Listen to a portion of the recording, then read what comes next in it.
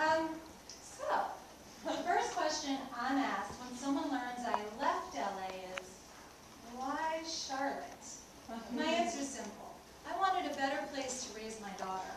I wanted her to grow up in a place where she could be a kid a little bit longer, and where sex, drugs, and rock and roll were waiting on a silver platter at the end of the driveway.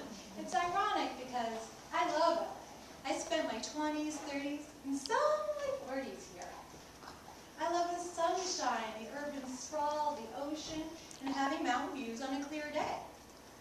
I paid my dues here, working 14 to 16 hours a day in production, and made a good living. I knew the insider scoop on celebrities, got my brows done by Anastasia, and shopped the trendy fashion. I even fell in love and got married. And in 2008, I became a mother to the most amazing baby girl. That's when my acceptance for LA began to shift. I didn't know how to protect my daughter from the pervasive mindset that there's always something better, skinnier, or prettier out there. Like, how would that affect her? I wanted Izzy to grow up around people who liked themselves. I wanted to surround her with family friendships like I had when I was growing up. I depended on my friends as if they were family because I had none in LA.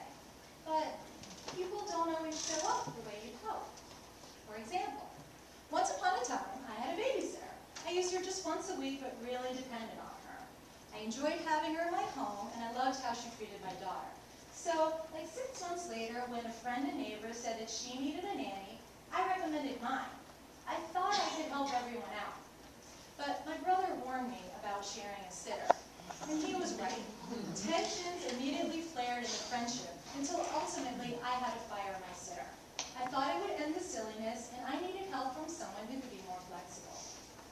The morning after I fired my sitter, I was lying in bed recovering from a DNC I had due to a miscarriage, when my phone began incessantly ringing. When I finally picked up, it was my neighbor. "Who the fuck do you think you are? How'd you fucking fire her? You should have come to me first. What the fuck is your problem?"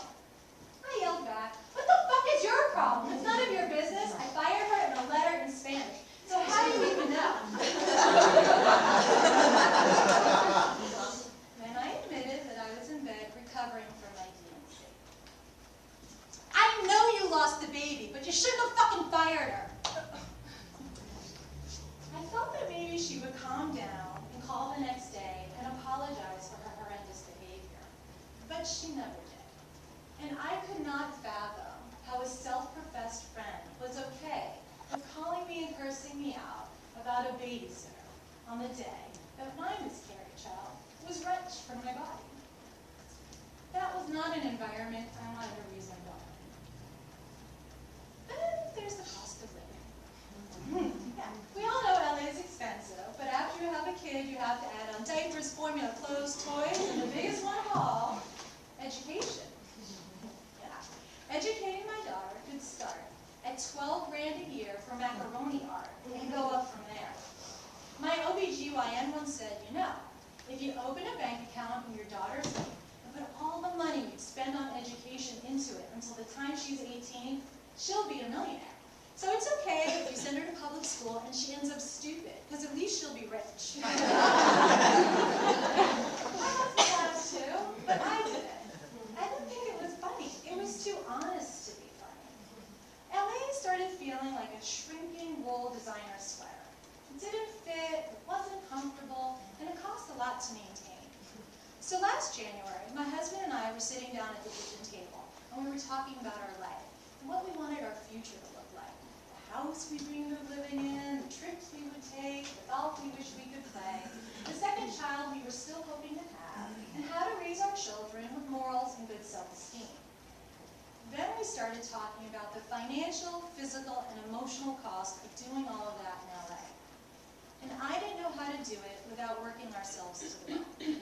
So I looked into my husband's pretty blue eyes and asked, do we want a life where we have to work hard to get by? Or do we want a life we can enjoy?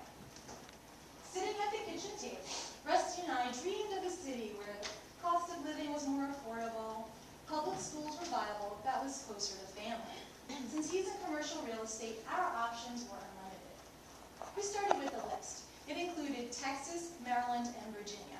Rusty researched work opportunities and obsessed on housing costs and taxes.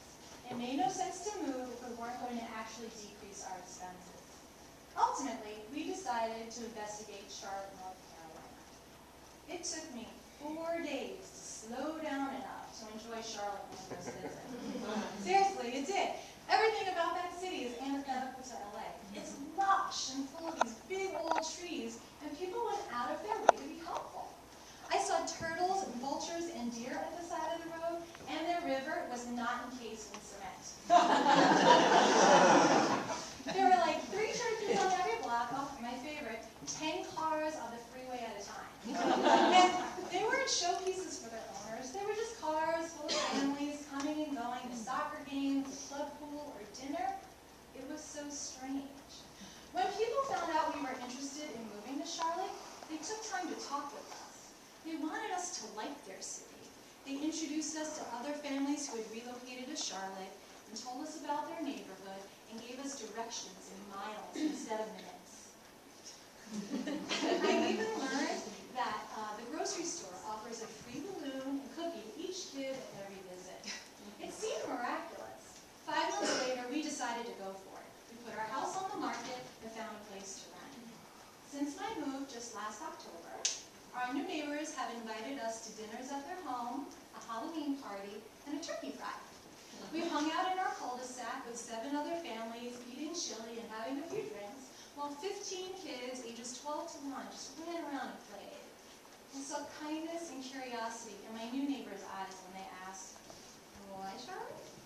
"Because of this," I said, motioning towards the kids' room. "I want Izzy to have this. If she wants to go to LA in her 20s and experience everything that this city has to offer then, I'm all for it. But for now, I want her to be a kid for as long as possible." "Makes sense," they said, asking if we'd met the Hendersons. They live down the block, and they're in real estate too. All that kindness takes me by surprise, but it is exactly what I was searching for. In Charlotte, people come together to create a family-centric city.